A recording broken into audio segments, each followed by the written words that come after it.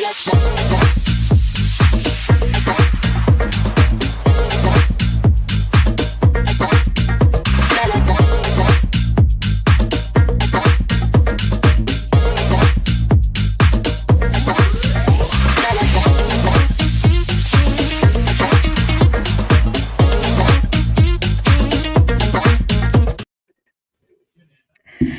right, hey everyone, welcome to another episode of Geeking Out. I'm your host for tonight, Ricky Z, and you can find me on Twix and Twitch and whatever on under Ricky Z underscore social.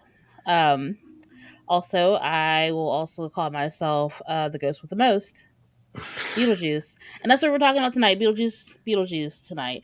So let's start with introducing our panel. Tamon.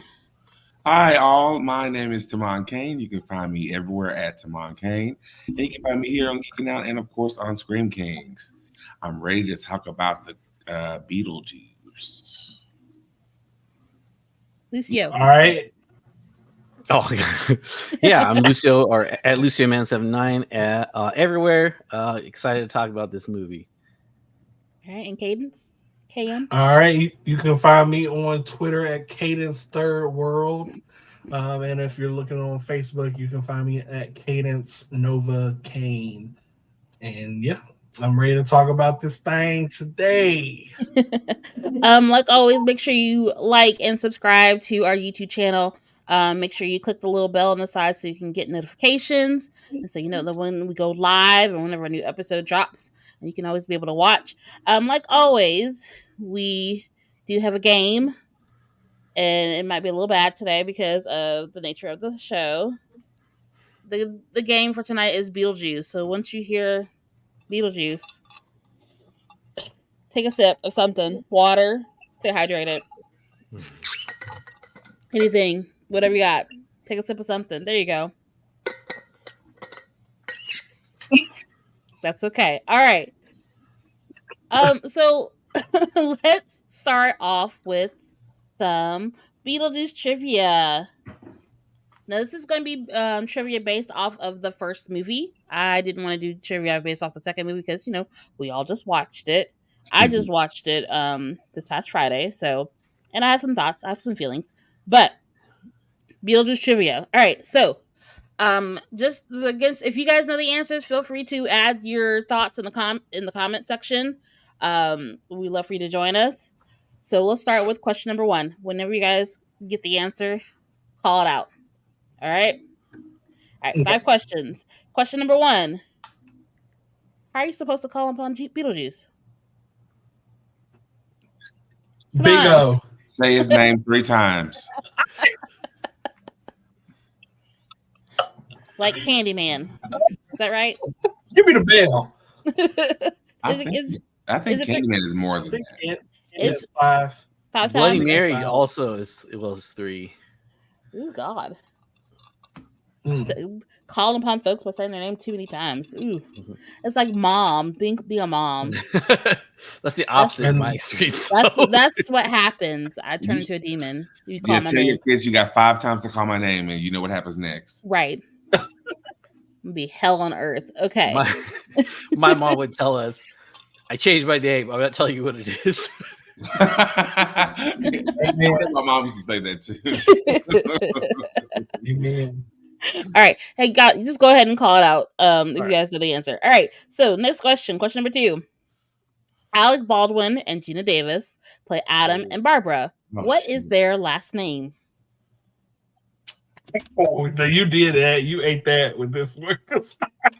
They even have a hardware store. They do have a hard last name. But they have a hardware store with their last name. They own Millers. It starts with an M, that's for sure. It's an M? Mm-hmm. I thought it was like a... Yeah. Martin's. Maxwell's. No Googling, Damon. Oh, man. Marjorie's. Nope. If you know the answer to this question, y'all, feel free to put it in the comments. Yeah, Mavericks. Please. So Alec Adam, Baldwin and Gina Davis play Adam and Barbara. What is their surname or last name? What is their last Adam name? and Barbara Maddox. Ooh, close. Matt. Nobody's gonna get Medina. Okay, so it's Maitland. Maitland. Nobody's gonna Maitland. get I promise you, they say their name last name several times. Yeah, they say it in the new one too. Yep, they say it several times. And when they said it in the new one, I was like, was that their name? I had that Yes. exact feeling. Well, yeah, because like if you see in the beginning of the movie, they own a hardware store and it says Maitland Hardware, and then like whenever you talk about both of them, they call them by their last name, the Maitlands. Yeah, Maitlands. Yep. Mm. All right, next one. You did that one. All right, question number 3. When Delia and Charles have a dinner party, who sings the first words of the Banana Boat song? Very iconic, actually. Oh, Delia. Otho. Delia. Cam. Delia. I think Delia. No. Odo, or whatever his name is, Delia. second. Delia. Delia. Yeah, Delia. She's literally in the middle of saying something, and she breaks out into song. And it's the same thing in the musical as well. So if you've seen the musical, Delia is the first one. She's literally in the middle of making a speech, and she breaks out into the Banana Boat song. That's my favorite scene in that movie. Honestly, yes, it's so great.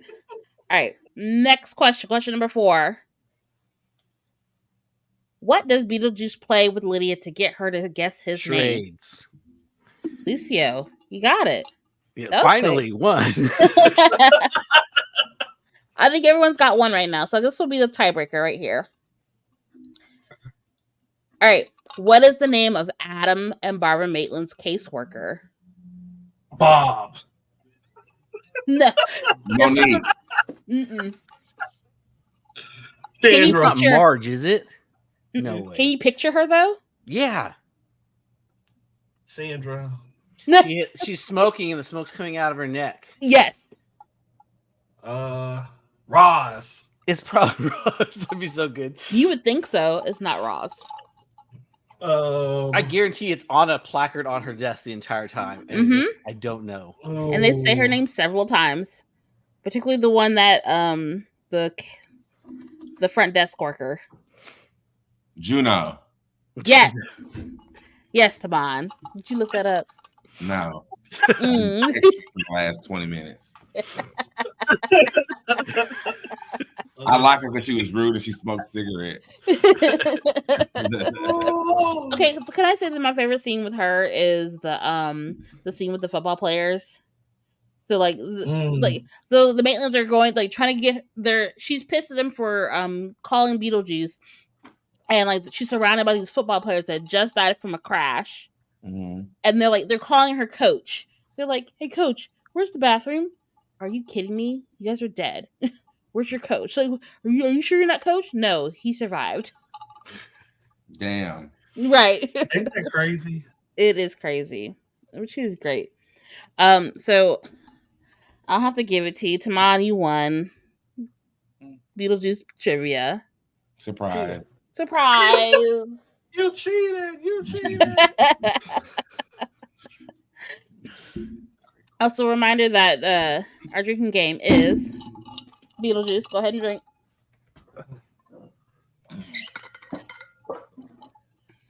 Be prepared.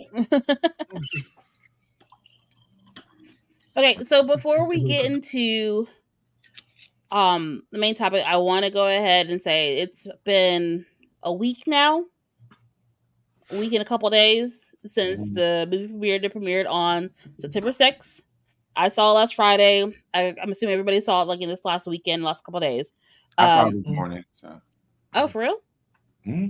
Oh, okay, look at you. I saw it yesterday. So just so you guys know, spoiler alert, if you haven't seen it yet, because we're going to talk about it. I'm going to go ahead and say it right now, spoiler alert. If you want to sit through this and spoil it for yourself, by all means, go ahead and do that. That's fine. But we're going to talk about some spoilers. All right, so before we start, we just do a quick little overview of the movie. So, Beetlejuice. This is like, I would say at least 25 years after the original. How long has it been? At least the story in this That place. sounds about right. Let's go with that. Okay, so Lydia is an adult.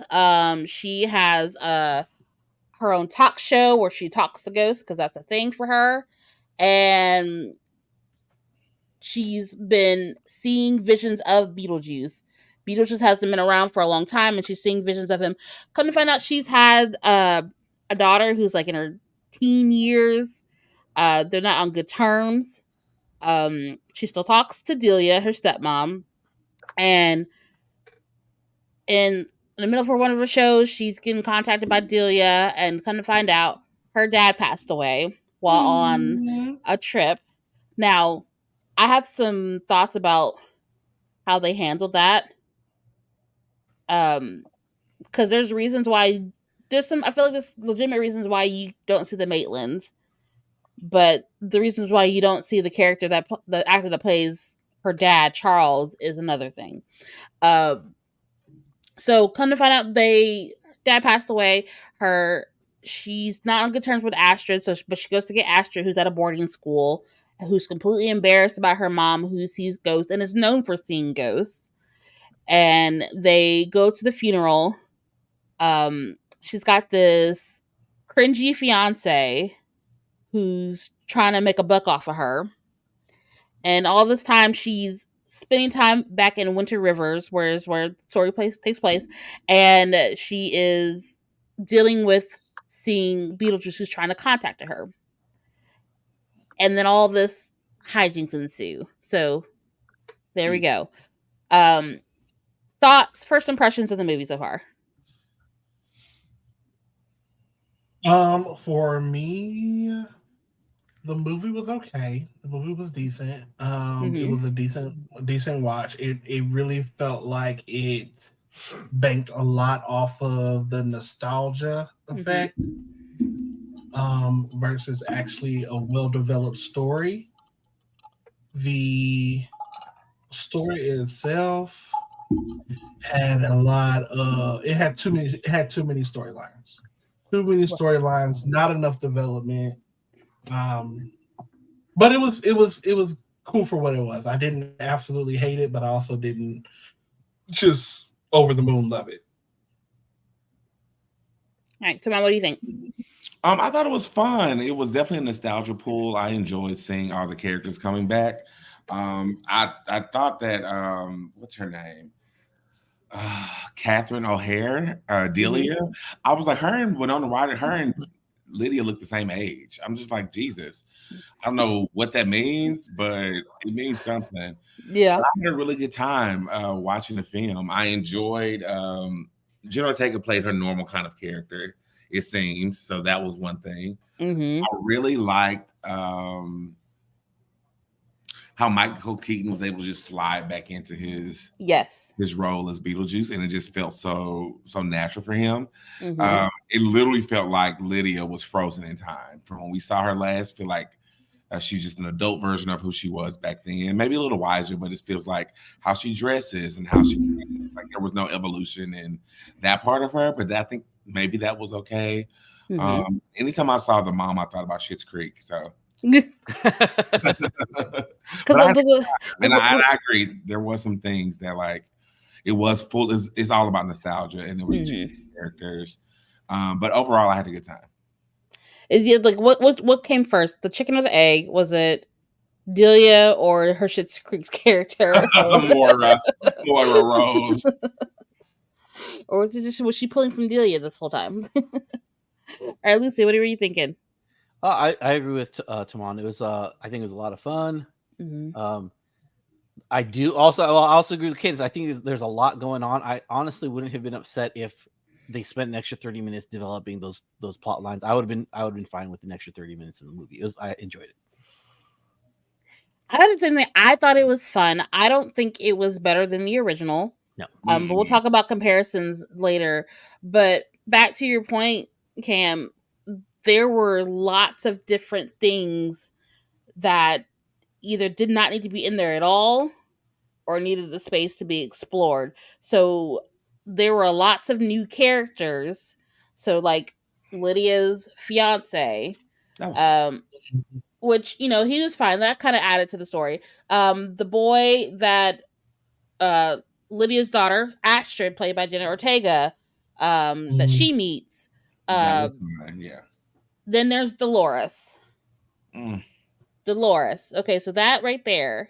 So for those who haven't seen the movie, Dolores is a brand new character that we meet in the netherworld. Come to find out, that is Beetlejuice's ex-wife. Or wife, I guess. And her search for him, trying to find him. And the climax to that scene where she finally does was like, why? She was barely in the movie. She was barely in the movie. Honest. And it could have done well without her, to be quite honest. Like, it would have been just fine without her. It could have done well without her and without the fiance. You could have eliminated them, because the storyline with Jenna Ortega's character as the daughter and that boy, that was a storyline. When we got to the point where all the chaos kind of broke out, I was like, well, this is all we really needed. This is all the focus that we needed for her to realize, like, hey, a Mr. Skepticism, and then figuring out why the dad didn't appear, because that's just left to speculation. And then the whole thing about their dynamic and their relationship. Why does she hate her? Because she can't talk to her father? So she's been bitter for her whole life because of that? Like, why do they have such a tense relationship? Is it the fact that her mom is famous for being a ghost talker? A whisperer? Like, yeah. I mean, I feel based off what they showed us, look how she was treated in school based on what her mother's position is. I don't know how long ago her father died. It felt like it was recent. I'm not really sure. It felt like it was recent. They might have mentioned a number of years, but I'm yeah, they mentioned some years. Okay. So I think how her life turned out based off of having a famous parent is enough to have resentment. So that was understood for me. They do mention that she spends more time talking to ghosts than her daughter, but they mentioned that so much later that I was just like, oh, she doesn't get along with her mom because her mom's like a weirdo. Not that, but then it's hard. But then it's hard to believe that when we see her popping pills to suppress her gift. Right. Yeah. So is that why she took medicine? Yeah, she was taking pills so she could try to suppress her gift and disconnect. And if that was the purpose of her taking those pills, how long has she been taking them? Like, what is really going on with how she interacts? How often has she been seeing Beetlejuice? You say it's just been recently, but it's just so many questions that creates that it does not fully answer, that it's really left up to speculation. And it's fine if you want to leave it up to speculation, but it could be a little bit more clear-cut for me, in my opinion. Now, my interpretation of the storyline with the fiance is to kind of like mirror the part of the original movie where they're trying to make a buck off of the fact that the house is haunted by the Maitlands. So like someone's trying to make a buck off this ghost speaking, the ghost interactions, and this is just kind of like a different take on that. Now, I think it wasn't necessarily like unnecessary. It had its place. Yeah. But it didn't need as much length of time in there. I don't think it was very frustrating to watch, actually. I don't think it did anything weird to me. Like, I understood why he was there, the role. He wasn't important at all. It was also to give Lydia something to show some more angst. Life too. Yeah, not just that, but even to show what she's been doing for the last 20-something years. Yeah. Out of just her career. And it was nice to see that she chose to find this guy I think her mom, even Delia, said, you married someone or you date someone that you met at the lowest point of your life. Yeah, she said that early on. Builds onto Lydia's character development. So I don't think he was, even her bad choice of picking that guy is part of that. So I don't think, and that also adds to probably why Astrid didn't get along or had issues with her mother, because she saw straight through him and she mentioned that to him. And so, I didn't think it was a problem. My only issue with an additional character was the wife. It just didn't work for me. It didn't. The issue I had with her, was they set her up as this like giant threat, and she's like a ticking time bomb because she's constantly heading toward Beetlejuice. Yeah. And then, but you constantly forget about her. Like there's like she's a threat when she's on the screen, kind of. And then, but as soon as she's gone, they're like, "Oh yeah, this is the fun part of the movie." But why? What was the whole reason for her wanting to reunite with him? Like, what? I didn't understand what went so bad with their deal that they are at each other. Like, I didn't. It wasn't clear what the true beef was. Did he ruin her chance at immortality by doing something to her? And what exactly was that he did? Because even in that little story, it didn't click for me. So what I remember is that they met. They got married. She poisoned them on their wedding night. And while he was getting ready to croak is when he like lunges at her and like kills her at the same time. So he kills her before he dies. So that's her beef with him. Which means so then what? Yeah. And so, right. So did she just want to catch him to suck his soul and just end him permanently? Is that what this was all about? I guess so. Yeah. Unclear. It is.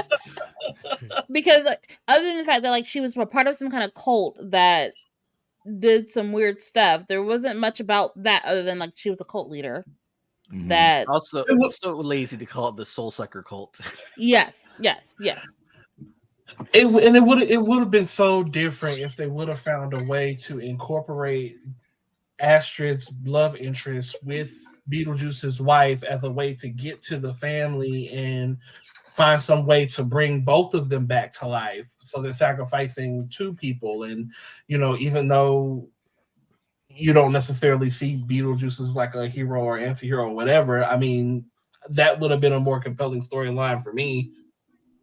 Can we talk about, because I really think the more interesting part of the story was Astrid's story, the boy that she met. Can't remember his name. So the boy that she met, she knocked down into his fence and she meets him in his treehouse, and he kind of knows who she is or knows who her mom is, and they get together. It's really cute, really sweet. And then it's close to Halloween, so they hang out on Halloween night, and he's basically, come to find out, he's a serial killer, or not a serial killer. He killed his parents, which was an interesting twist. That was a really good twist. That was a really interesting twist, which is why I wish they would have focused more on that. But then if they focus more on that, what was the point of Beetlejuice himself? Facts. Because, I mean, what more do we need to know about that situation? I mean from that point, using Beetlejuice to save her from this bad deal, I mean, that's pretty much it. That would be where Lydia, huh? Isn't that what happened? Yes. Okay. But that would have been it. Like, you could look. I mean, like but that's not really what we see Beetlejuice as. We don't see him as an ally. Yeah. I think so. He has stakes in this because he wants something from it. He gets to get married. To get married to Lydia, he's doing this deal for her. That doesn't necessarily make like a protagonist or an ally in this sense. It's just more like a means to end. Yeah, which he was in the first movie, which is totally fine. But that was such a really good twist. Does he get anything? Jeremy's the boy's name, by the way. Like the character's name. Does Beetlejuice get something for being married to Lydia? Like they signed a contract. Brought back to life. Does he get to come back to life? Because that was the same thing in the original movie. Okay. Oh, that's what it was in the original? Yeah. Cool. Awesome. He comes back to the living if he gets married. Oh, well, she should have just married him. But he was also a thief, which I was really excited to see. They gave us some like backstory to Beetlejuice. That was pretty cool. Right. It wasn't too much to where I was over it, but it was nice to know what he did, who he was, and how he's always been a shitty person. Right, exactly. He was shit and he's shit now. Like, I enjoyed that piece of it. What was his name? William Dafoe as the new Juno. head of the detective. Oh yes. Detective agency. Oh yeah. I actually thought that was fun. They really planted some cool seeds in this one. Yeah, that would be better for like a TV show to me, because the idea of having this underworld police officer is really cool. That was really actually an actor. Actually acting in real life. That was really cool and smart. And he did William Dafoe is just epic. Really over the top, really good. I really He's so that good. was that was really great. And the coffee thing, like he just handed the coffee and he basically just bullshit. That wound to his head was really cool looking too. Like it didn't detract. Like oh he died doing a stunt. Okay, and but it doesn't detract. Like he's not like, oh, I'm missing a giant piece of my body, which I just hated seeing on the screen every single time. Yeah, I didn't think that particular effect looked all that great. It looked a little cheap to me, but I paid it. I did too. I agree. It looked cheesy. It looked very Beetlejuice. Bad, actually. I thought most of the special effects, not the practical ones, but like the worm and that one, I thought they were bad. Mm-hmm. The worm reminded me literally of the cartoon version. Mm-hmm. Was it? Yes, it was claymation in the original one, I think. It looked like it was like okay CG. I wasn't even okay with the claymation. It made me feel like I can't think of the other movie that had something like very similar to that, but it was like a mixture of like puppet and CGI. I can't think of the movie that I'm thinking of that I want to compare it to. Huh? E.T. No, not E.T. I mean that's a good one, but no, I wasn't thinking about E.T. It's okay. Don't worry about it. That particular effect didn't bother me too much. Oh, so Billy says, I just remembered there was a Beetlejuice cartoon, and looking it up, it ran for 3 years. Since so many actors are listed as additional voices, I wonder if some of these characters are from that timeline. So to that cartoon perspective, I just started rewatching it because it's on Tubi right now. I think it's 4 seasons, 3 or 4 seasons, and it's different because the Beetlejuice in the cartoon is definitely different from Beetlejuice in the movies. I'm not drinking enough. Oh yeah, look, I've been drinking. Because Beetlejuice and Lydia in the cartoon are like our girlfriends. They're friends. Yeah, they're the bestest of friends. Yeah.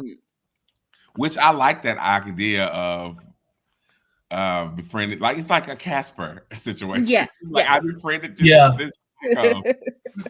Which was great for kid television, and I kind of got some of that feeling in this sequel. Yeah, of the cartoon buddy situation.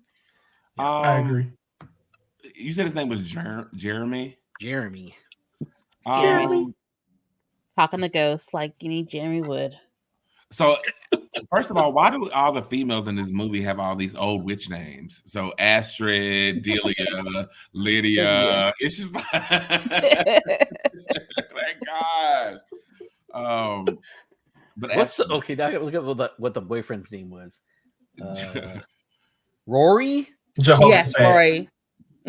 Oh yeah, that's a good one. It was Rory. Mm-hmm. Dolores is Monica Bellucci's character. I think he was in Charlie's Angels.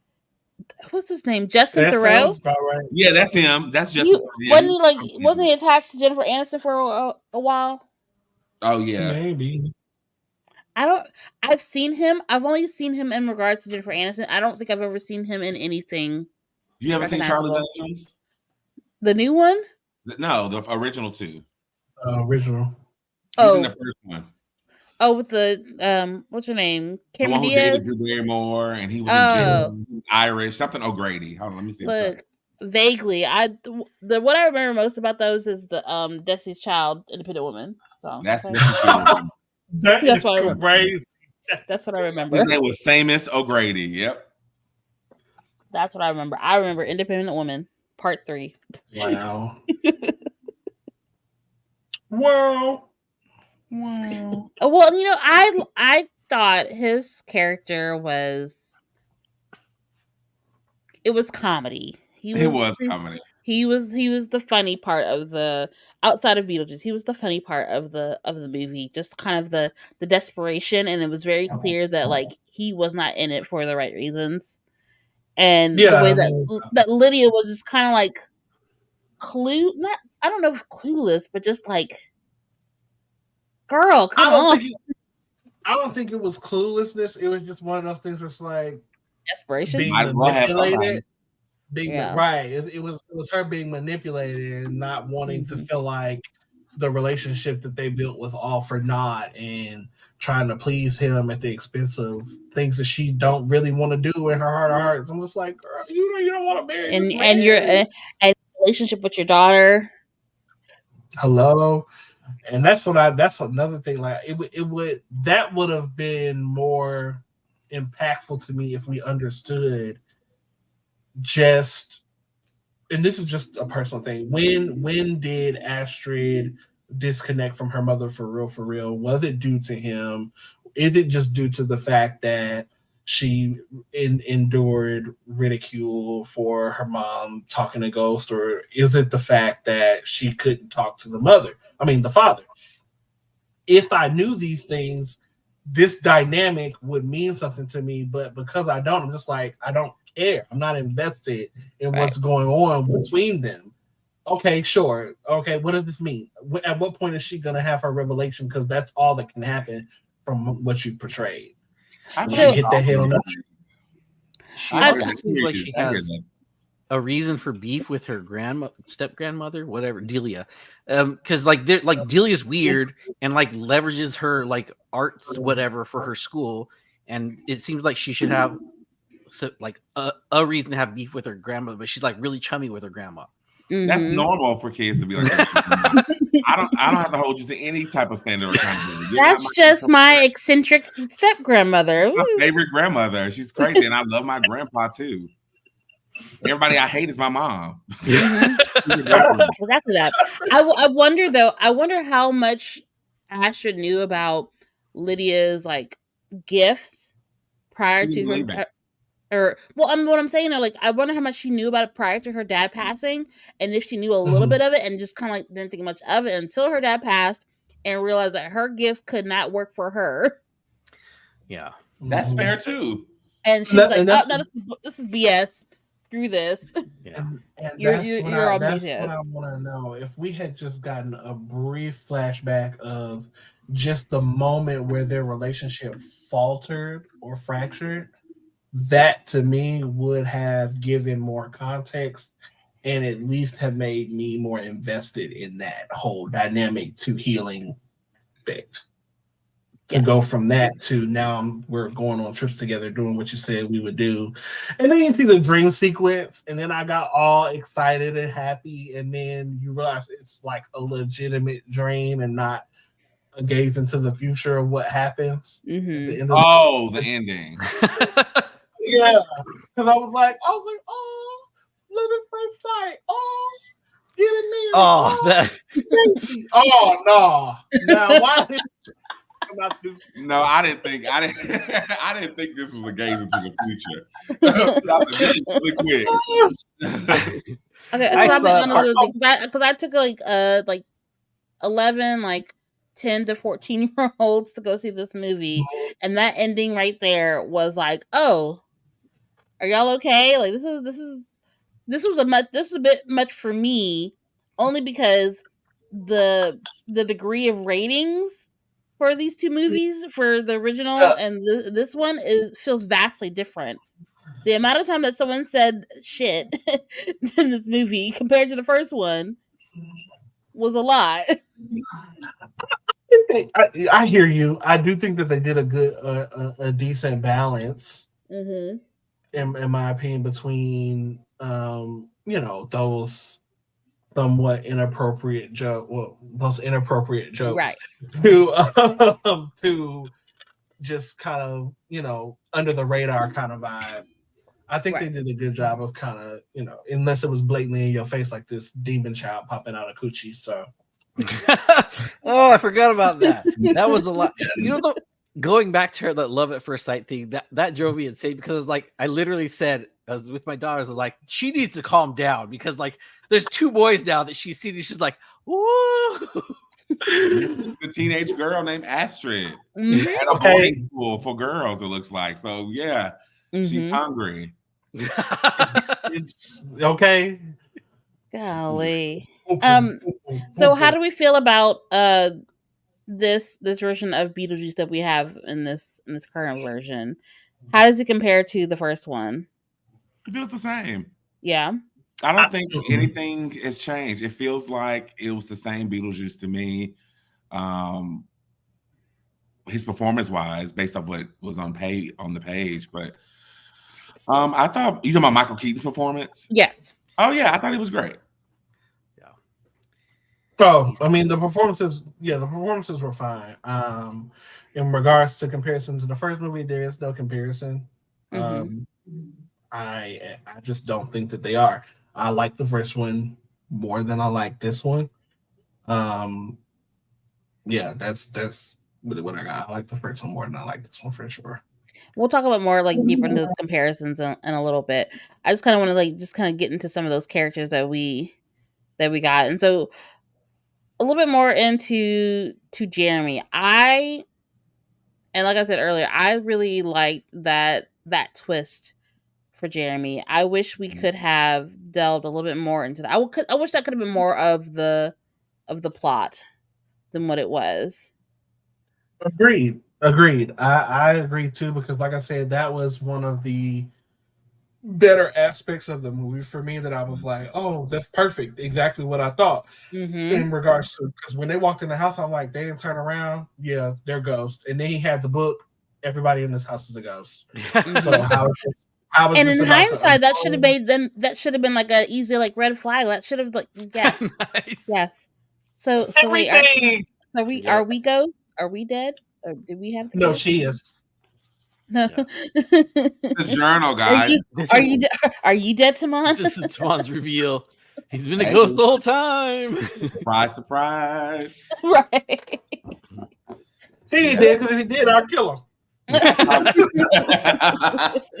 I saw this in GameStop and I had to have it like a couple of years ago. That's pretty good. And it paid off today. You know, they probably have a whole bunch of a Hot Topic at this very moment. Oh, guaranteed. This is such a cute gift to give somebody just who loves this movie or just likes horror, who gets it. Yeah. Yeah. Handbook for the recently deceased. I wonder if they really get one. Yeah, I clocked the like right away. I was like, "This kid's weird." And then when he walks in the house with the parents, I was like, "Nope, something's wrong. Something's wrong. They're at least dead." But I didn't get the Rory thing. I was like, "Oh, he's just a weirdo. He's just a weirdo who's just like trying to do his best." I did not clock that he was an a-hole. I did not clock that he was a problem. No, that was really? The way he was manipulated. The way he was manipulated from the very first beginning in that studio. Hang it up. Because he was doing too much. He was literally doing too much about like her like having like a panic attack, essentially, her taking her medicine and like they're taking it together. Yeah, them taking it together. Weird. That was too much. I love that. Yeah, he was doing the most. I think I blinked a part of the movie because like they went to Astrid and Jeremy went to the underworld. And then the next thing I know, they were on the Soul Train. I think Astrid had on a different dress when she went to the underworld. So I may have missed a few moments of this. I may have dozed off. But when she went through the door and Lydia called upon Beetlejuice and she signed the contract for Beetlejuice to help, Jeremy was just, how did they separate? Oh yeah, what did he do? How did Astrid and Jeremy separate? What happened to Astrid when she crossed over? Okay, so what I remember is that they go to the netherworld, they go into that waiting room, and what did he call it? He called it immigration. Yes, he called it immigration. And so they go to the immigration where they find her dad eventually. So she did see her dad. Oh, and yeah, I remember him. And signing paperwork like at the waiting line, and it's like, oh yeah, that incantation that you said. The little ditty that you said before we stepped through. Oh, that's you signing over your life, agreeing to to trade souls with me, so I can go back to the real world. And so from there, they're separated when the guards of the netherworld take her to the soul train, and then he goes off to go like sign off to be able to take her place. And that's like, but that's all like He's mingled in. Yeah, that's all mingled in with like the stuff with the wedding and the stuff with Dolores and yes. Okay, so yeah, I missed all of that. And then so I came when Lydia snatched her off the train, and then her dad showed up, and that conversation felt flat and not real, or like because you didn't have no this was bothering me the whole time. I wanted to be a little teary eyed. I wanted to be like, oh, that was really sweet, but I didn't get there. What would have helped me more if Lydia, she said her and her relationship with her husband was done before they divorced. I was like, if you would have also been in pain, that would have helped me too. Yes, that part. Their conversation had no chemistry, and I really felt like they just casted that guy so they can have Jenna Ortega play the daughter. Like, you just want her to be the daughter. You need a Hispanic man. I get it. Yep. Fine, great. Do what you want to do. It just had nothing. It had nothing. They could have spent a little bit more exposition. I think if they spent a bit more time, it made sense what was happening. It just didn't have the emotional draw that they needed. No, it didn't. It didn't make sense to me because you say your relationship was dead before y'all broke up, but then why do y'all think so chummy? And he's like, I didn't want my death to break the two of you up. What are you talking about? Yeah, I think that's fair. I think if they were having like a conversation, like I hope not. I wish there had been like a conversation between the mom and dad, Lydia and the dad, like aside from Astrid, so like they could have been like, so you can kind of get a little bit more like into what the relationship was like prior to his death. There was no tension. There was no tension. It was literally just like, oh, I'm so glad to see you, even though you're dead. Oh yeah, even that didn't feel. I love you. All that I'm fine with, but it didn't even feel real. That was my issue. Just didn't feel like they actually cared about each other at one point in their lives. It almost felt like if you were an old classmate that I bumped into down here. Like, we graduated high school 25 years ago. I'm sorry that you're dead. And okay, cool. I'm going to give you a hug when I'm out of here. Right. It just didn't have that family emotional pull that I expected them to have, especially with the range of the female actresses in that scene. I would have expected them to give a little more. Besides you just smiling that you see your dead dad, don't you understand when you leave you won't see him again? Well, did they ever explain why she doesn't see him? No, he just says, "I know you can't see me." That's all he says. But I'm looking out for you guys or whatever. Now I'm all for suspending, disbelief in things and giving things room to, be understood. And yeah, I can understand why you maybe can't see your loved one after they passed away. I can get that. But Lydia did say she don't know how these rules work. So I mean, would it have anything to do with the fact that he works in like their immigration for the undead? Like, was that not? But we don't know why. Who works for immigration? Oh, the father works for immigration for undead. Yeah. Oh, I didn't know that.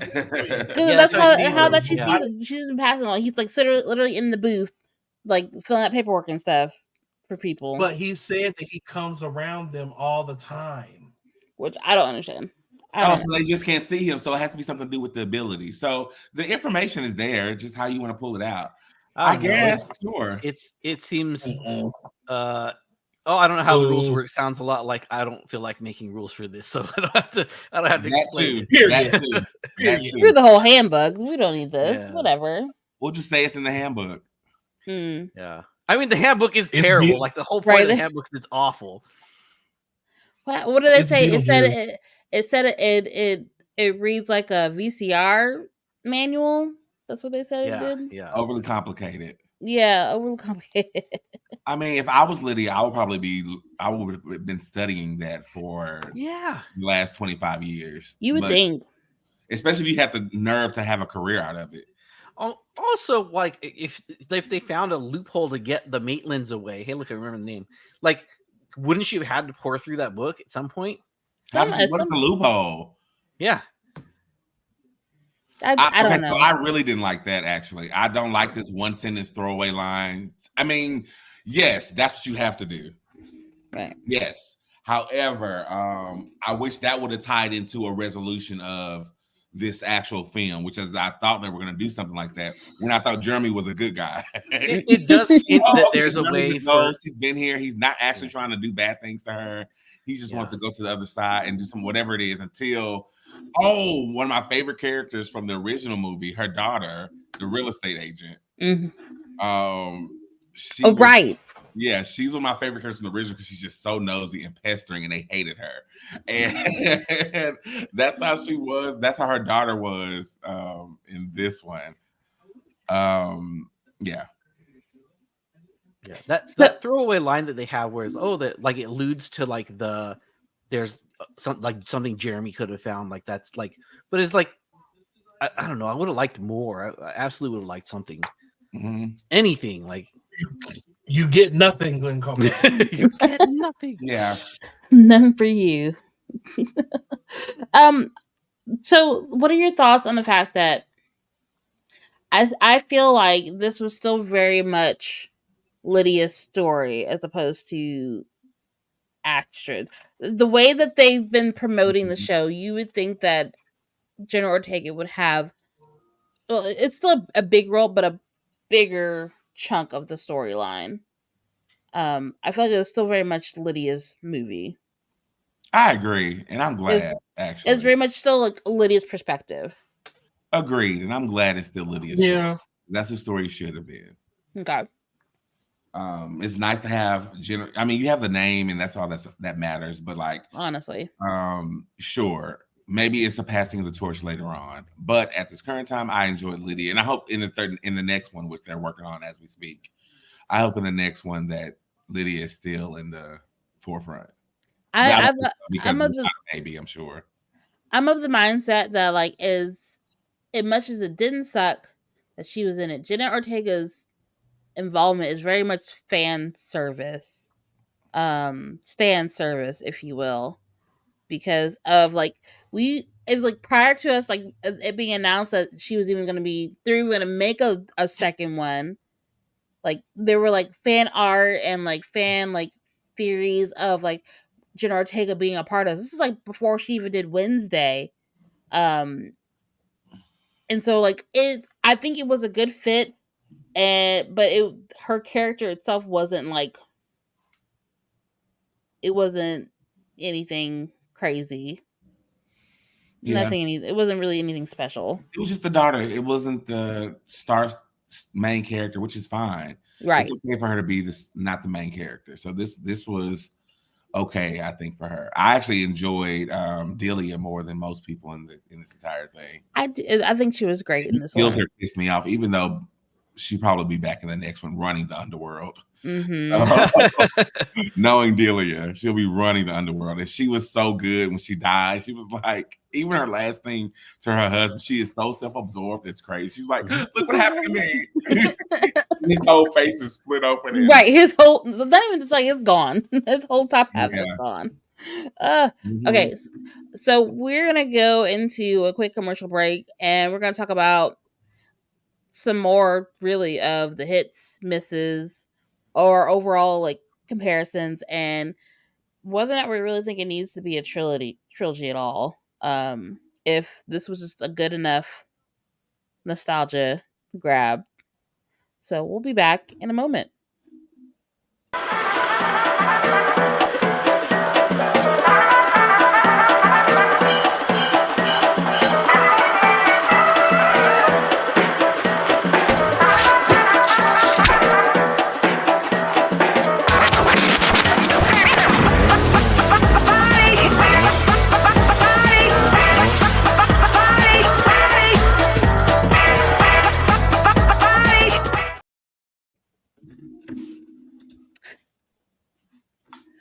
Okay, Taman, tell us a bit more about our killer card game.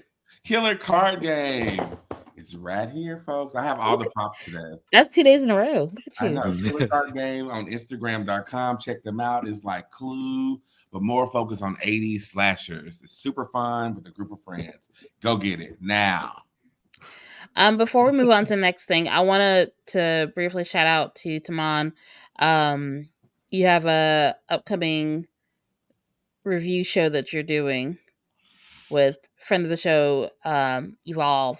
Oh yeah. Starting tomorrow, we're doing a From season 2 review. I don't know if you guys have seen From, but it's an amazing TV show on MGM or Prime or however you want to do it. MGM is also partnered with AMC, so if you download get the subscription, you get Interview with the Vampire, all the great stuff. But From is really cool. It's a horror related show about these group of people who are stuck in this town and things come out at night, and it's really fun. The writing is amazing. The acting is amazing. The main character is the guy from Oz and Othello, and I can't think of his Harold. Romeo and Juliet. He was Mercutio and Romeo and Juliet. Not Othello. Yeah, he was Mercutio in Romeo and Juliet. Harold Harold, that's his name. Okay, he was in Lost, wasn't he? He was in Lost. Maybe, yeah, that feels right. Because the From team is Lost as well. Mm-hmm. So yeah, starting tomorrow, we're doing a season 2 recap, and the following Wednesday, we're going to begin doing season 3 episode reviews. So make sure you check us out. Awesome. All right, so let's go ahead and do some hits and misses. Okay. Yeah, just reading through my book. What were some hits for this Beetlejuice? The callback to this book was a hit. Yes. Delia goes so over the top, and like she's weird in the first movie. In this one, she's just like a crazy person. I love it. Every single time she's in the scene, I'm like, what dumb thing? Because like they're doing the funeral, like the whatever ceremony, and the tombstone is a giant clear shark fin. I love it. I was like, what? That was so unnecessary. And then they're also singing, was it the Banana Boat song? I was like, that has to be one of the most traumatizing events of your life. And this is the song you're gonna lay this guy to rest for? No. I love that too. Yeah. What I also appreciate is like she also had like some sense of self-awareness about herself this time around. Like I can appreciate that on top of the over top. You just get a sprinkle of it, not a lot of it, just a little bit. Oh no, I love how she referenced her. She was like, your grandfather, your mother's father is dead. And my husband, I was like, yes, Delia. And I like how she basically called out Lydia, like, you were such a jerk to me. I liked you before you became famous, though. She's the voice of reason in Lydia's life. It's so weird. Like that weird person is the voice of reason in Lydia's life. That's exactly. Yeah. Yes. Mm-hmm. And the fact that you could tell how I felt their relationship has moved 25 years in the future. Yeah. It felt nice to see those two. And I give that not so much to the writing, but so much to those two actresses in their moments together. Oh, by the way, well, I don't know how much time it was in the actual movie, but that movie, the first Beetlejuice came out in 88. Yes. So it is actually 36 years old. Yeah. Dang. I refuse to believe it. I love that song too. No, because because I'm turning 36 in a couple days. Yeah. Oh, all right. Come on, birthday party. Yep. Happy birthday. Thanks. You have a Beetlejuice birthday party. No, I've already did that. That was for the kid. Mine's gonna be more like leave me alone for a couple of hours and let me take a nap by myself. Yours should be. I am actually gonna leave for the weekend. Don't call and text me. Please and thank you. I'll see you later. I'm going to a spa weekend. Good night. I really liked how she came up to Astrid's school and was screaming at the top of her. It's so her. I think it's the actress. It's just so her. She's like, Astrid, quit torturing your mother. That is like she's like the cool grandma, and so I was like, Astrid, of course, responds to that. He's just and I hope that she comes back for the next one. And that red hair still looks good on her. Yes, she added some more color to it. I'm sure she did. It was very. It was very vibrant. It was vibrant. And she knew it too. She had bangs. You couldn't tell her nothing. some wave The to hair it. was laid.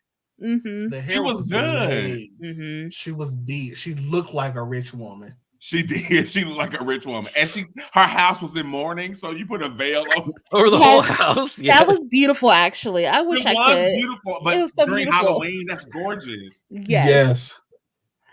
Michael Keaton was definitely a hit. Michael Keaton did his thing. He did what he needed. He did what he needed to do. He played his part. Yeah. He was ushering the movie along. He wasn't like too much in the movie or too much in your face, but he was just enough. Now, not necessarily the writing for Beetlejuice, but Michael Keaton himself. Yeah. Yes. Yeah, I would say that. I think I don't know, Lydia.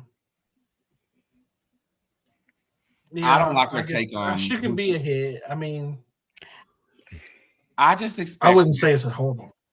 No. Here's my thing with Lydia. Like, I get 25, 30 years of seeing ghosts and what that can do to a person. Like, I get how that can make you sort of neurotic and sort of like want to be medicated.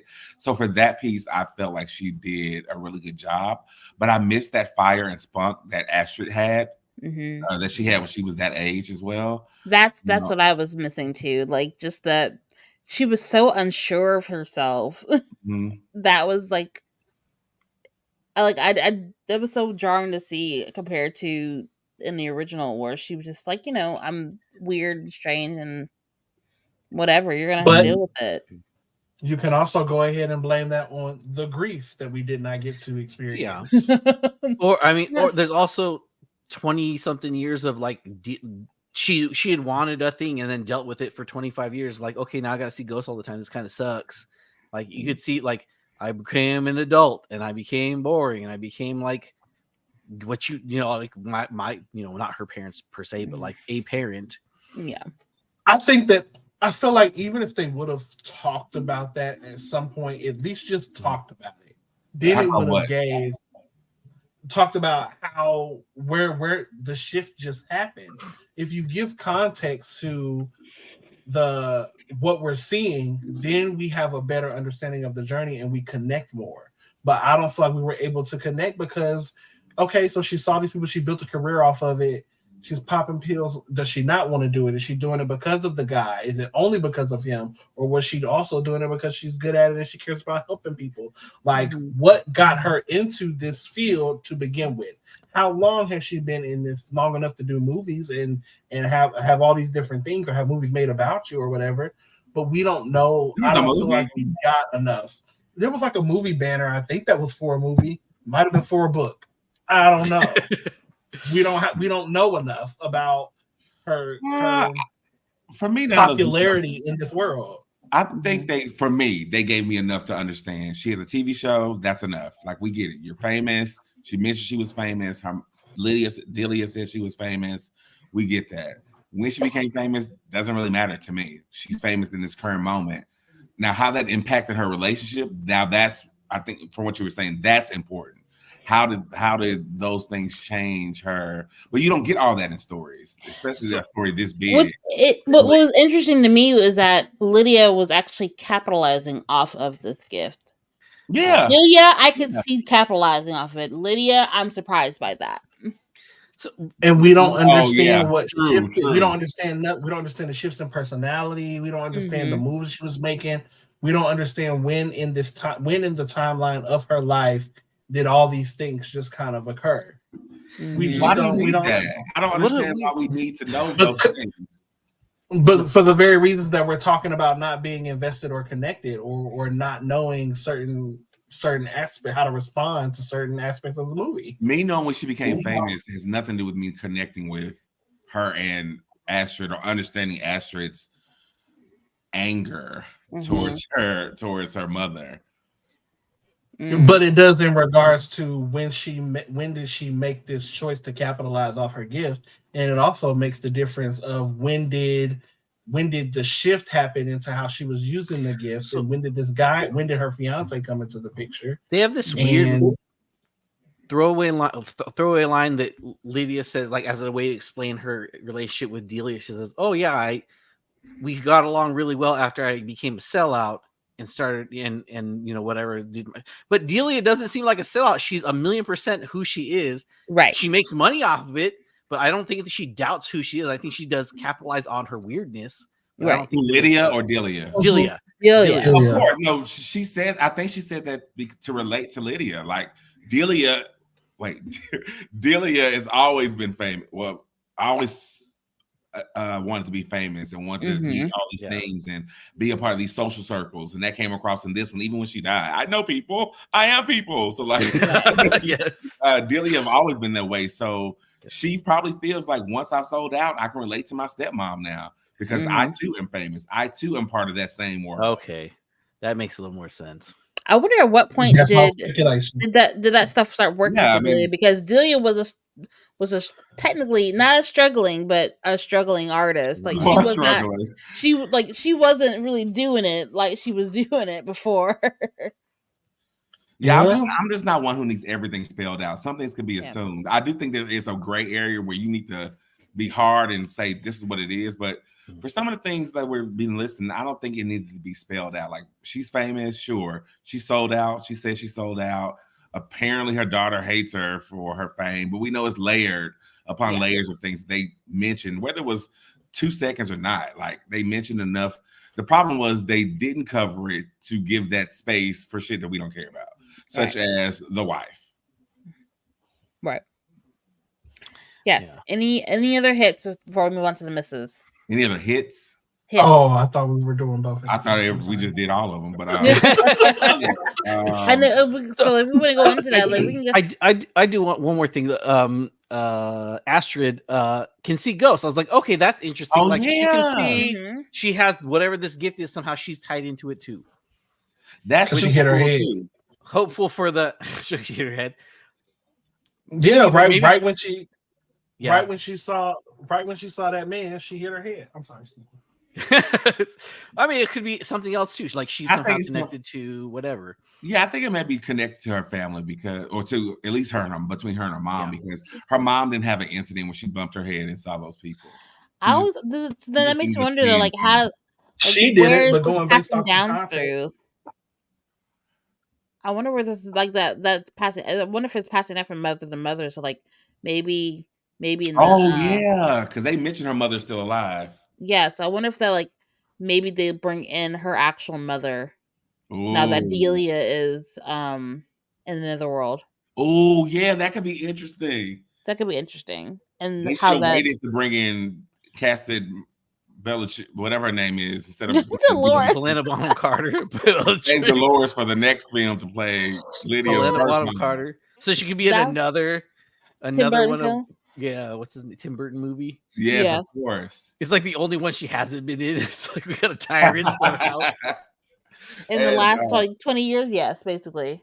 I think you'd be surprised if she wasn't in like any of the Batman movies, honestly. Yeah, I'm sure she will be. But yeah, Astrid having those gifts was pretty cool. I don't know how that works. I mean, they didn't. Now that they didn't tell us, but if I could assume something. Maybe when they come in contact with the ghost, but if the father's been watching her, she's been in contact with ghosts, unless that goes into the reason why she can't see ghosts. But I don't know. I don't know why she was just able to click on and see ghosts. I was assuming it has something to do with because she hit her head. Pseudo deal she made with Beetlejuice in the first movie to marry him. And I wonder if it's something to do with their age though, because they're around the same age when Lydia started to see the Maitlands, and then Ash was starting to see Jeremy. She mentioned that she started seeing ghosts around the same age as Astrid, but not at the same age as Astrid. And I wonder if it has something to do with like what they needed. Like, what if it's something to do with like the reason why they started to see like Lydia needed the family nurturing thing of the Maitland. The trauma. Well, that too. It could be the trauma, and then like. She's looking, and Ash is probably looking for something with Jeremy that she's not getting from home too. Like, I wonder if it has anything to do with that. Like, it's trauma and age. In the first movie, Lydia says the book says something about living people ignore the strange and unusual. I myself am strange and unusual. What's strange and unusual about Astrid herself, though? She likes all the like weird Halloween stuff that her dad did. Like she's wearing the Marie Curie dress. But that's not enough. She's just quirky. Listen, not using synonyms. If we're going based off of what we've been presented, the correlation is when she hit her head, she saw that boy. She had a possible near-death experience or whatever after she almost got hit by both cars, and then she hit her head, smacked her head on that tree. Hey, kids, wear a helmet. And I know y'all heard it was boom, and all you saw was her on the ground. I was surprised she wasn't concussed. Yeah, in another concussed. In another version of the movie, she's dead. Like that's what happened. She's been there the whole time. Been there the whole time.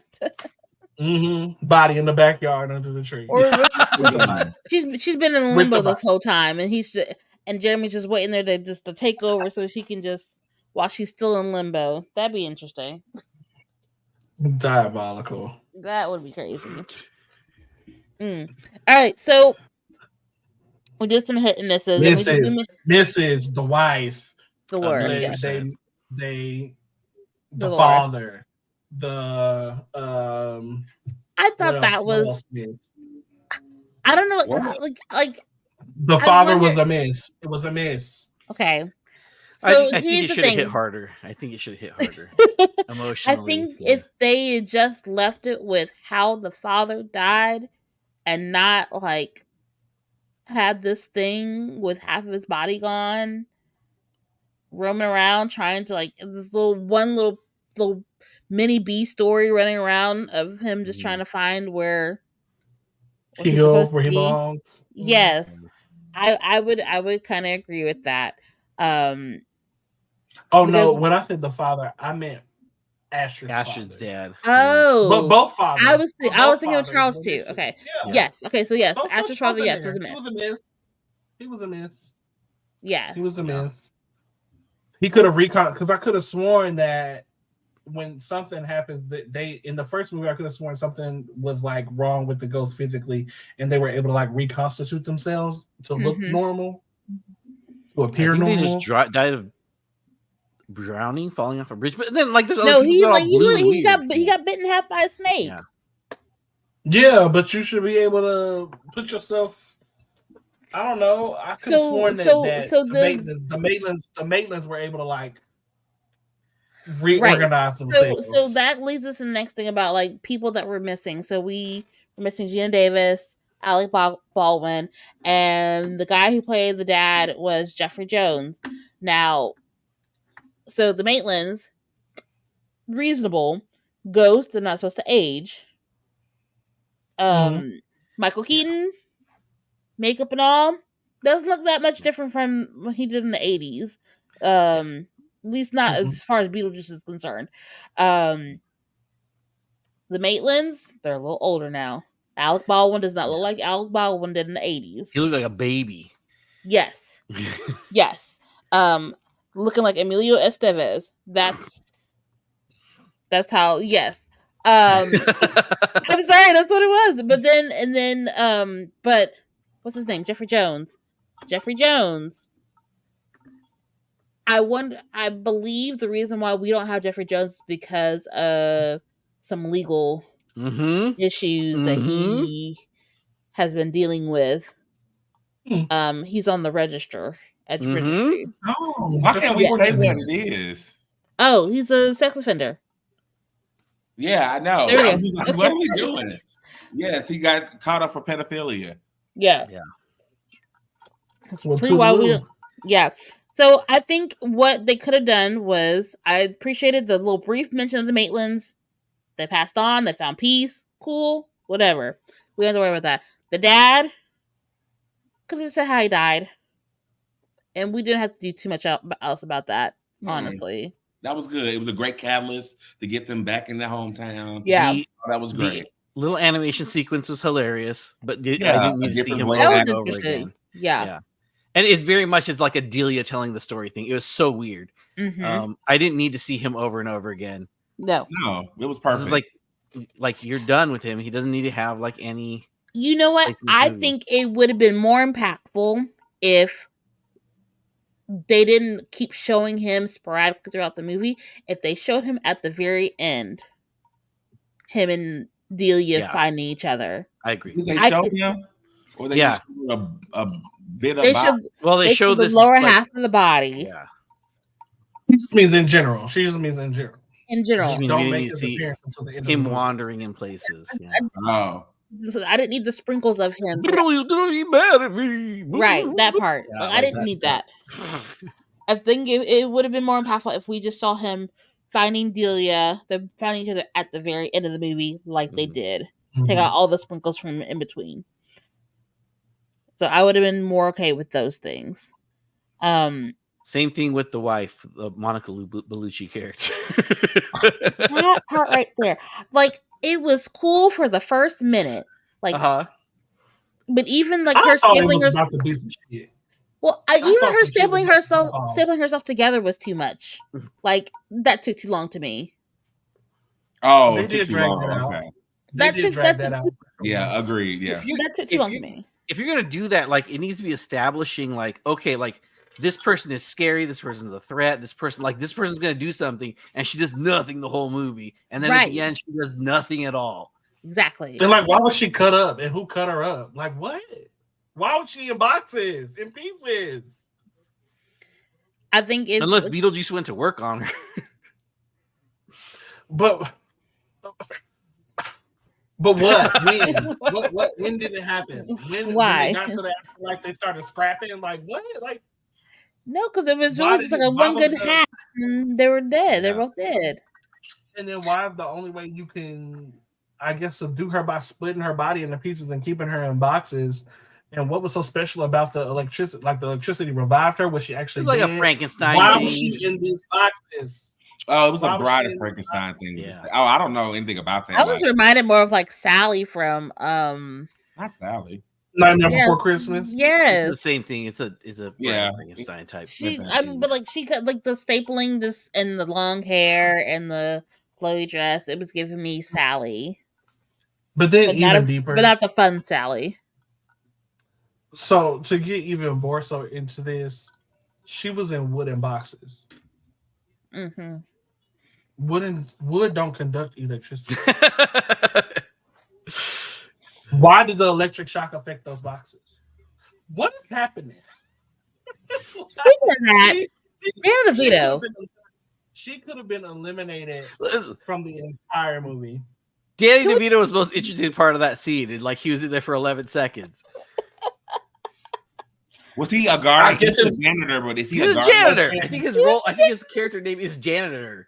It is. Was he guarding something?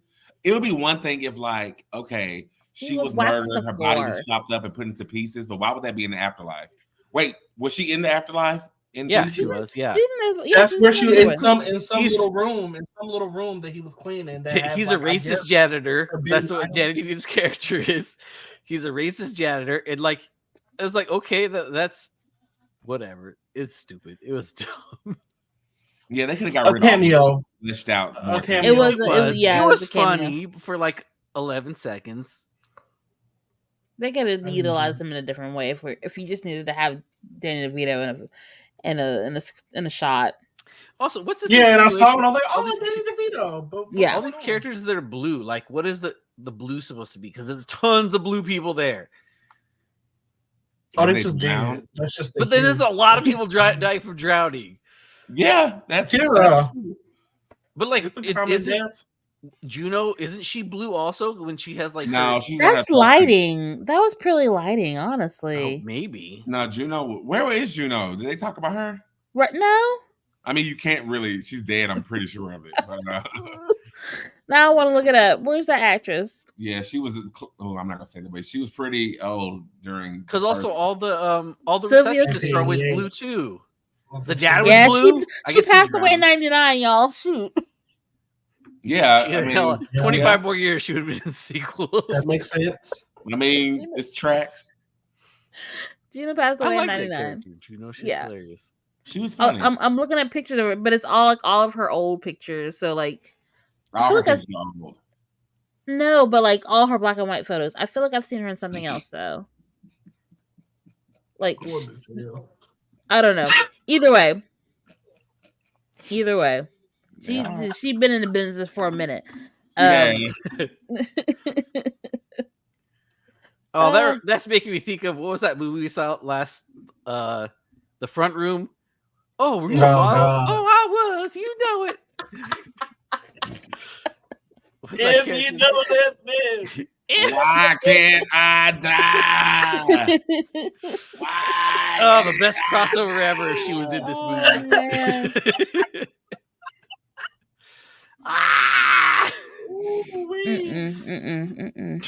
movie. Okay, so Taman, you're saying that there is a trilogy. There's the third one happening. Yeah, no shocker. I mean, when they titled it Beetlejuice Beetlejuice, we could already assume what would happen next. Right. Do we need one? I mean, sure. I don't have a problem with that. I think I want one. I enjoyed this for the most part. I just wish it would have been more focused. But the third one, they sort of gave us a snap. It was going to be about a baby, or maybe he's trying to be reborn. I don't know what it is, but the baby has to mean something. Mm-hmm. I thought it was just a hallucination. Just a terrible, horrifying puppet. Also, as and well. Or Shadow. Yeah. I think that if they would have just saved the wife for the third one, that would have been great. Mm-hmm. And build a story about that. Beetlejuice. I'm sorry, we haven't said it in a minute. I literally just said it twice. Okay, Your cup didn't come up though. That's confusing. Right. Two sips for the homie. I don't necessarily know if I want a third one. I didn't need the second one, to be quite honest with you. It's kind of how I feel about Hocus Pocus too. I was just thinking about Hocus Pocus when you said that, but this was a better sequel than that one. It was. I don't know. I really liked Hocus Pocus. The opening of Hocus Pocus 2, I would watch those kids all day. Yes. Yeah, absolutely. For sure. Yes, absolutely. Yeah. I thought it was fun. I like Beetlejuice. For some reason my daughters really like it.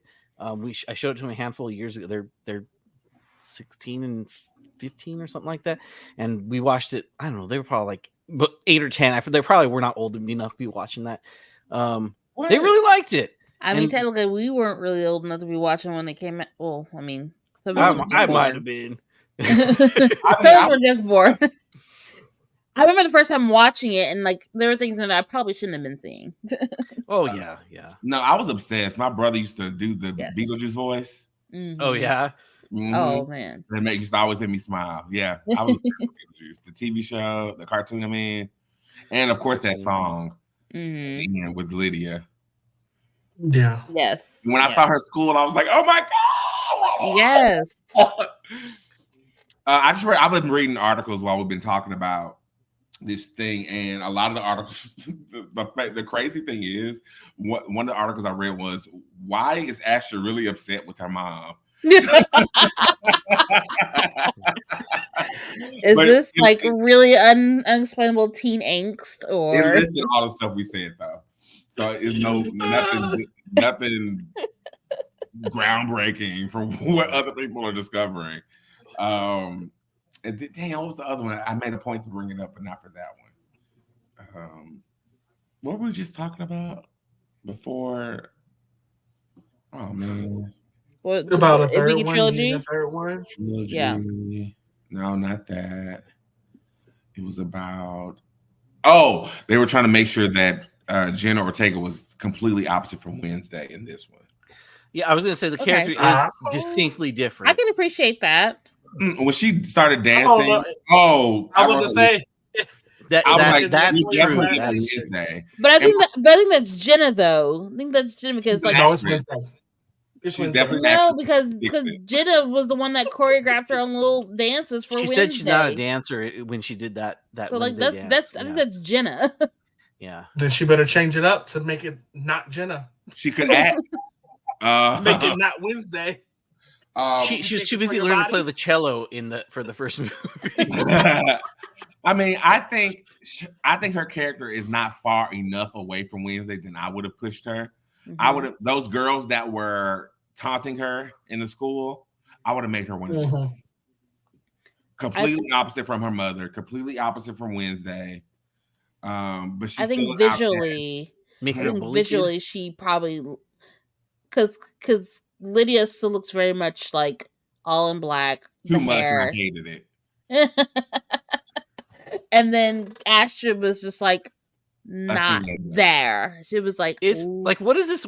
Like the shirt she's wearing in your, like that doesn't look like something a teen would wear nowadays. Old witch name. Yeah, dressed like Astrid. Yeah. She's got a dress on. She's really from Eastwick. That's what it is. She's really from Eastwick. That's so good.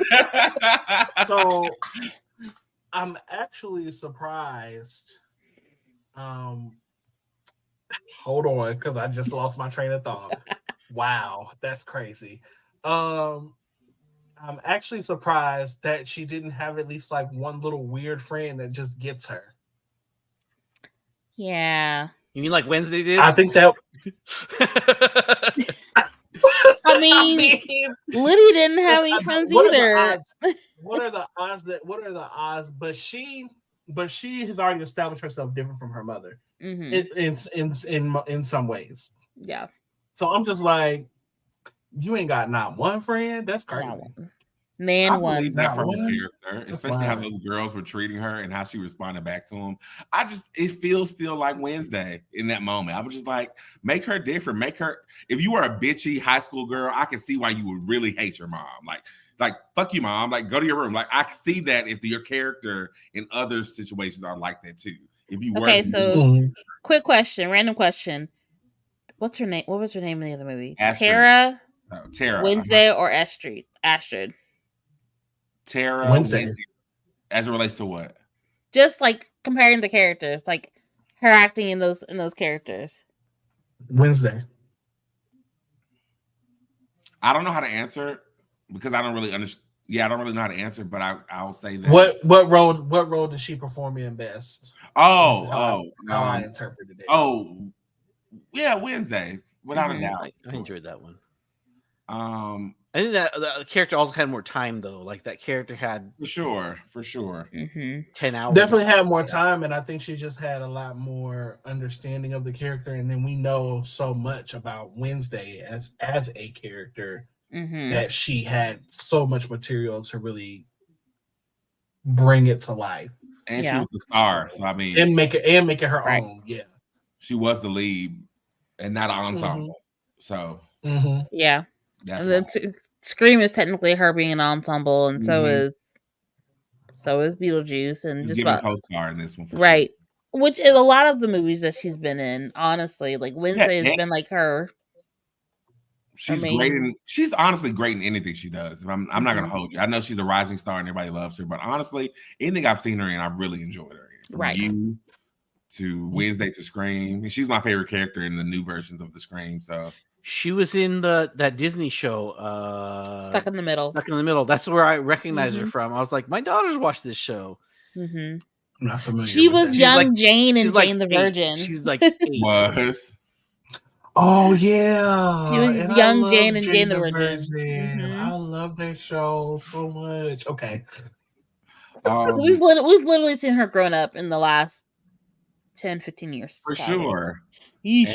And she has a suspense thriller that's out currently that I still haven't seen. I keep forgetting about it. I think she's the villain, so that'll be fun. She's also coming out with a movie where it's like a remake to Misery. Okay, I think she's in the remake to Misery. Interesting. Why? But sure. Misery was great. You don't have to touch that. I mean, that keeps getting done. That keeps happening. That's a whole other discussion. That's a whole other discussion. That is a whole other discussion. And she want to get her Kathy Bates on. Let her live. I mean, Kathy Bates is retiring, so she could just go ahead. And can Kathy Bates still Kathy Bates? Like, let her do her thing. Kathy Bates said she's retiring after this last movie. Oh, after the last show, Matlock. Oh yes, after Matlock, she's out of it. You better get man. What's his name? Yeah, Dick Van Dyke. Look, you better get your Dick Van Dyke on and just kind of do whatever you want. I love Dick Van Dyke. I saw him on a tweet of that, but he's really old, but he should be really old now. But like, Dick. And that photo that they showed of him to say like he backed out of hosting the awards was a terrible photo, and they are not. Don't do him like that. Don't do him. No, I'm not. I didn't do him like that. They the ones that put his. I know. I'm telling them like, don't do him like that. He's paid his dues. Leave him be. And you know what he looked. Never mind. No, go ahead. Go ahead. I was just gonna say, you know what he looked like? He looked like one of them hairless Chihuahua dogs, but they have like that little bit of hair right here, that wispy, and the rest of the dog be naked. Stop it. That's the photo, like that dog from Coco. That's the photo that they used, and they knew what they were doing. That's the photo that they used, and they knew what they were doing. Stop. Okay, leave him be. He's tired. That's tired. Yes, he is, but he was very. They didn't need to do that to him. I was like, now y'all know y'all could have chosen a better photo than that. Y'all are rude. Because as soon as I saw the photo, that's the first thing I thought of. Brute. The movie with that's supposed to be Misery has The Weeknd. He stars in it too. Wow. Oh, it's gonna be ass. It's gonna be ass. And Sam Levinson from Saltburn. Okay, I mean, if The Weeknd is just like a cameo, he's probably dead, or he's maybe her boyfriend, or somebody's missing. I don't know. I guess it has to be short-lived because the last thing that he led, it got canceled right away. Oh yeah, I'm looking at that too. The Idol with Lily Rose. Mm-hmm. Sure did. It has scathing reviews. Look, and you wasted all that time when you could have been finishing up Euphoria. Whatever. Well, she is very pretty. And she's doing a lot of horror movies. Go ahead. Yeah. Lily Rose Depp, you should be pretty. Right. Quick question. I wonder what her relationship. Never mind. That's too much. Okay. Anyways. Pretty too. Okay. All right. So quick ending before we do our final stuff. Out of 5 stars, what do we give it? Ooh, now that I didn't get to process yet, but I will do my best. Okay. For me, I'm gonna give it a solid 3. Okay. What pushes it is nostalgia. Michael Keaton and Delia. Justice for Bob. You know, it was a fun movie. I'm gonna give it that. It was a fun movie to go watch. As someone that enjoyed the original movie and the cartoon, I enjoyed it for what it was. I wasn't necessarily looking for a masterpiece. So, 3 stars. Solid. I'd go 4. I mean, it's a lot of. I mean, we went and saw the freaking play. I watched the cartoon forever. I watched the first movie like 100,000 times. Mm-hmm. I enjoyed it a lot. I enjoyed this one a lot. Yep. Oh, you said a 3. You gave it a what? A 4? Yep. Cam. Me? Oh, okay. Somebody. I am going to. I'm kind of torn between a 2.8 and a 3. Let's give it a 3. Let's give it a 3. I guess I'll give it a 3. I guess I'll be gracious. I'll be gracious. I'll give it a 3. Yeah, there you go. I'm also teetering on. Trip says he gives it a 6 out of 10. Go to bed, dude. Or a 3 out of 5. Dude, we said out of 5. Go home. We said 3 out of 10. Trip Parker. Just cut everything in half. This is a 3 out of 5. Cut everything in half. Just cut it in half. Oh yeah, that's 3 out of 5. That's fine.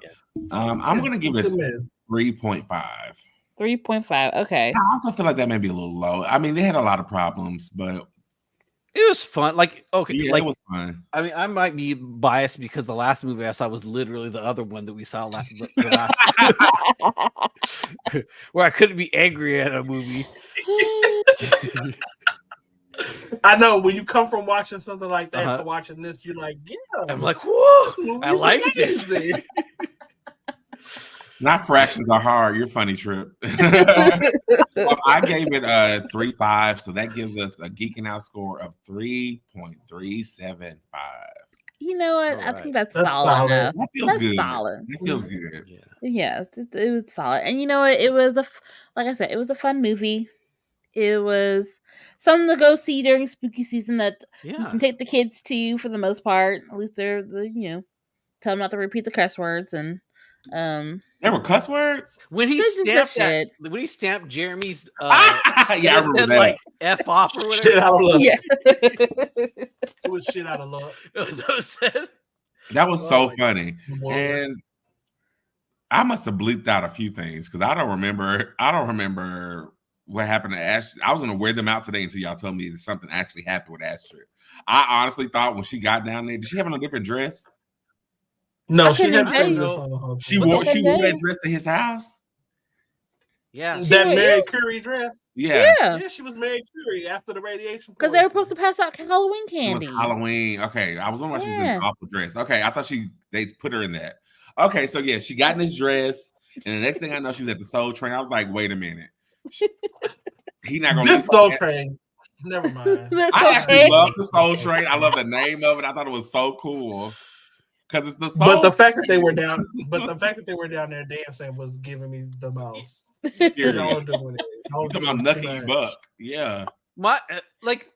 In my brain, I was like, do these 20 people just show up every single time this train shows up? They're like at every stop dancing.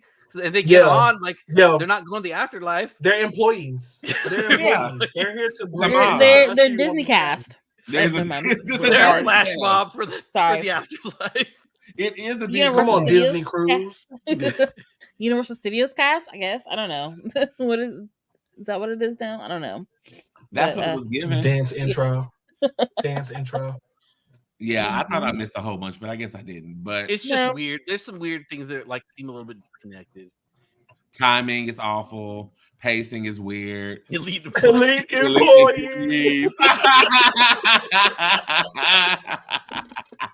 They are definitely the underworld's elite employees. Yes. You know what? I would be elite too if all I had to do was just dance and disco for the rest of my life.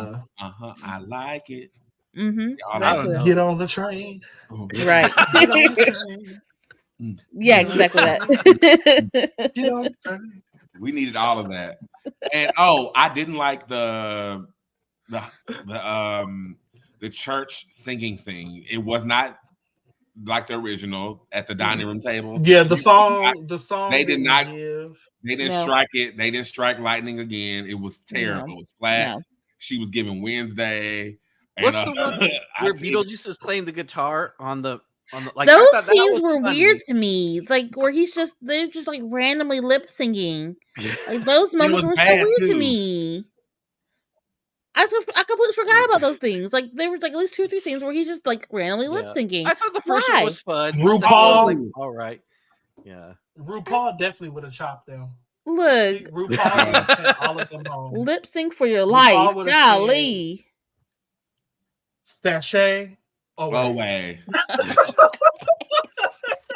So I was a little confused. I thought I had a bad copy when they switched languages, and I was like, "Oh yes!" When he started the theaters, when is it gonna stop? When is it gonna switch back? I don't do subtitles. Like, oh no, y'all better wrap this shit up real quick. I'm like, why? Why? So that makes me wonder, what is Beetlejuice's actual background? He's a grave robber. But that's his claim, though. Like, what if this is something worse? He's like, this is the best thing I can think of. Is I was a grave robber. It's dramatic effect. Golly, he's just a nonsensical demon. Is he a demon or a ghost? And he said he was a demon. That's what he told Lydia. Lydia says that he's a demon. And Lydia tells people he's a demon, so he's gonna be a demon. That's what we got. All right. So what was it? 3 point what? 3.75. 3.3. 3.3. I thought it was 3.3. 3.3 stars. If you haven't seen it yet, I think it's worth the watch. I think it's worth the watch. Go spend you a couple dollars at the theater. Okay, well, look. Or wait till streaming. I want to go see it anyway. I don't care. Stream it. Oh, look, I got a lot of AMC reward points. Okay, I don't care. I don't know. Whenever there's a movie that I'm like, okay, I want more of this. Like, even if it's not more Beetlejuice, like I would appreciate another movie that's like, oh, in this caliber. Then I'll go see it.